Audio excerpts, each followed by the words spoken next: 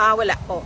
Dito lang kami sa Hague sa duration ng duty ko.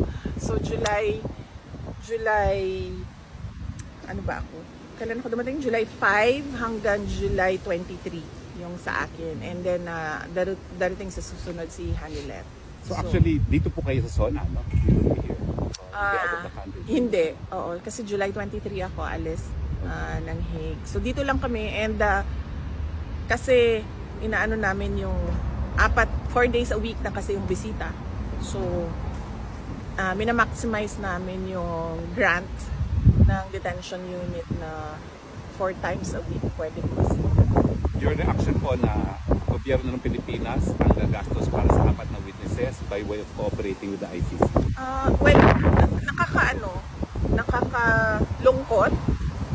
Dahil unang-una, sinasabi nila walang ebidensya, pero meron sila ngayong witnesses na kaya naman nila pala bayaran yung yung pagbabiyahe. Pero nakakalungkot kasi sobrang bagal ng galaw nila para sa ating mga kababayan na naiipit sa kaguluhan sa Iran at sa Israel. Kaya kaya nakikita natin at nakikita ng taong bayan nasaan ba talaga yung priorities ng administration na ito. Apparently puro political lang yung paninira sa politika lang yung kanilang prioridad at hindi yung mga mamamayan. Ma'am,